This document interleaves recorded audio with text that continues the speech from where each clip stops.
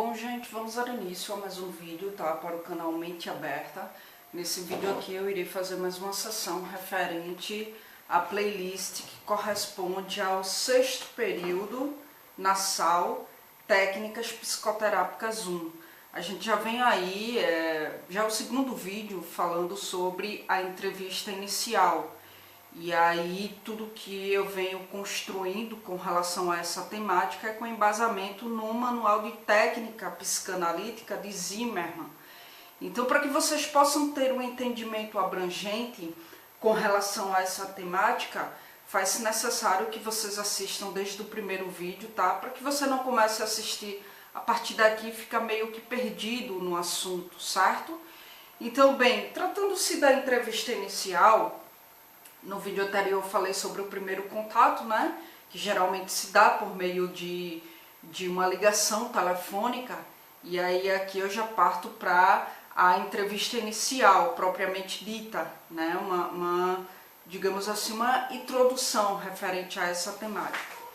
Então o que é que acontece? Independente de ser uma análise clássica ou não, certo? Pode ser alguma outra modalidade de terapia, mas se ela tem uma base psicanalítica, é necessário que o analista ele tenha uma ideia, né, razoavelmente clara das condições psíquicas e pragmáticas que tanto ele quanto o pretendente à análise possuem.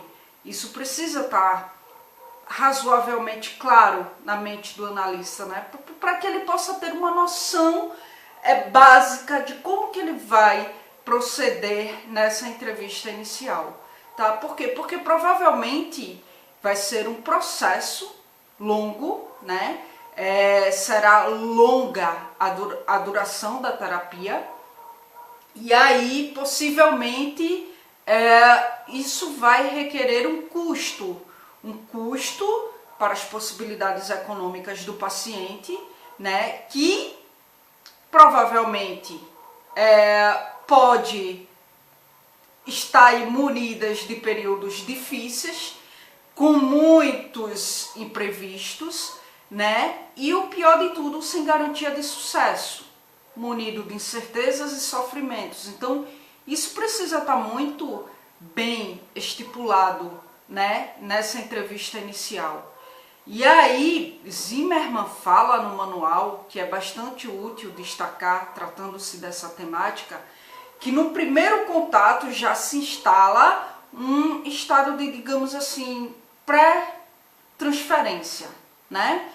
E aí ele destaca que isso está de acordo com a palavra contato, que no nosso idioma é uma palavra constituída de com, né? Com o que quer dizer junto, junto com, né? Mas tato, o que quer dizer tato?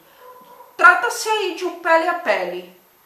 Então, trata-se de um pele a pele emocional e aí isso pode evoluir para um repúdio ou para uma empatia, tá? Isso na entrevista inicial, certo? Ou seja, o primeiro contato é digamos assim, uma alusão no que diz respeito como cada um irá se sentir com o outro, tanto o analista quanto o paciente, tá? Só que a forma como cada um se sente nesse primeiro momento com o outro, isso aí pode ou não se confirmar no curso posterior da terapia psicanalítica. O paciente ele pode ter sentido, sei lá, uma empatia, né, pelo analista, e aí depois no processo analítico isso não necessariamente irá se confirmar. No âmbito do processo analítico ele pode sentir um repúdio pelo analista ou vice-versa, tá? Ele pode de repente no primeiro momento ter sentido um repúdio, mas mesmo assim ele fechou o contrato para daí se começar a sessão analítica, e aí no decorrer do processo analítico ele pode se munir de uma empatia pelo analista, da mesma forma que o analista, né? Então, a entrevista inicial, ela não tem que ser necessariamente uma única vez, tá? Zimmermann fala que pode demandar um período longo. Então, o que é que acontece? Em certas circunstâncias, o terapeuta ele já vai saber de forma antecipada, né, que o seu tempo pode não coincidir com o tempo de disponibilidade do paciente. E aí, se isso de fato acontecer, isso aí ele vai ser perceptível na entrevista inicial. E aí, por isso que Zimmermann fala que a entrevista inicial ela pode demandar um certo período de tempo, porque todas essas coisas precisam ser percebidas na entrevista inicial, antes de se começar a sessão analítica formal, né? E se isso acontecer, se o analista de repente tem essa percepção de que o tempo dele de disponibilidade não coincide com o tempo que o paciente tem disponível para fazer a análise, daí ele não pode assumir, claro, né, um compromisso de um tratamento analítico. Mas Zimmermann fala que se mesmo assim o paciente ele insiste, né, daí pode ficar acordado aí entre paciente e analista um atendimento não sistemático. Só que o objetivo desse atendimento não sistemático é fundamentado aí numa entrevista de avaliação, certo? Para quê? Para que dessa forma o analista ele possa traçar uma orientação que daí vai demandar uma melhor condição para proceder com o encaminhamento, porque ele não pode ficar com o paciente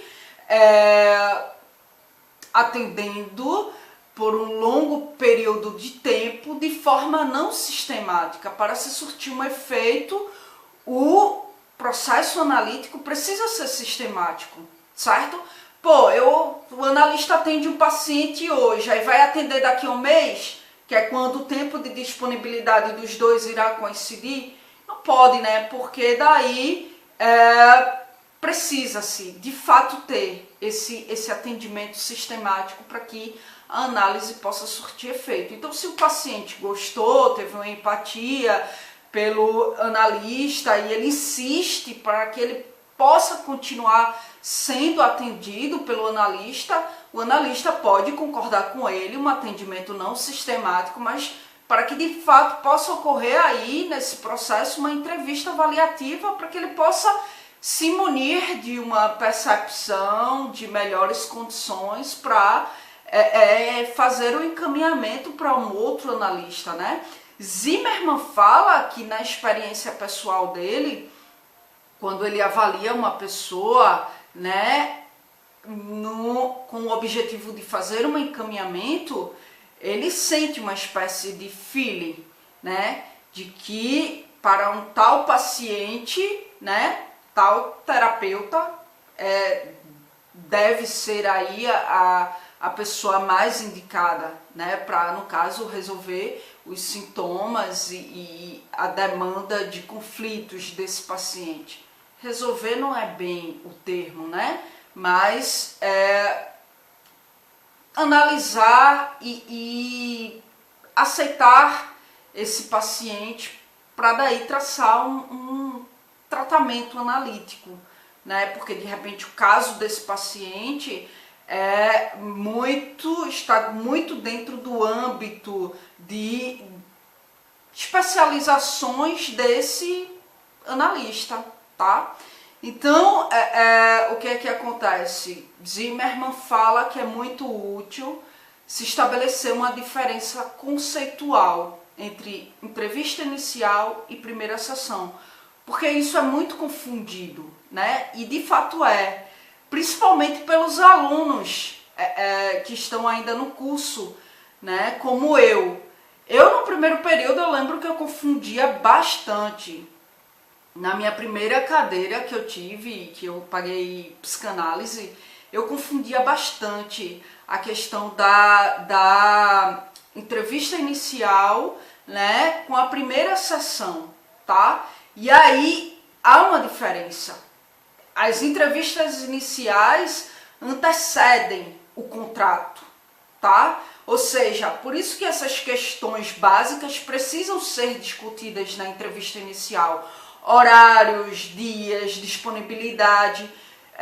Por quê? Porque quando se fecha o contrato, tudo isso precisa estar muito bem estabelecido, para que não haja nenhuma divergência que venha atrapalhar esse percurso terapêutico, esse percurso analítico, certo? Já a primeira sessão concerne ao fato de que a análise já começou formalmente, tá? Bom, gente, e a duração da entrevista inicial depende muito das circunstâncias que cercam. Quando se trata de um encaminhamento, o analista recebeu um paciente que já foi encaminhamento, né? Isso é bem diferente. O tempo que irá demandar vai ser bem diferente. Por quê? Porque o paciente já foi avaliado provavelmente por um colega, né? Que pelas probabilidades é um colega reconhecidamente competente, né? Então eles, óbvio, que irão trocar informações acerca desse paciente, né? E aí, se foi feita essa sondagem de maneira eficiente, né? Aí o que acontece? O analista ele já vai estar munido de algumas ideias claras com relação a este paciente. Então esse período aí de entrevista inicial vai ser mais curto, porque o analista ele já está munido de informações, de ideias a respeito desse paciente. Se caso o paciente não foi avaliado, se ele não foi avaliado por ninguém, e enfim, esse paciente ele só está procurando a análise apenas para se livrar dos sintomas, né? E aí ele não tem a menor ideia do que se trata uma análise, então isso já vai demandar um maior tempo de entrevista inicial.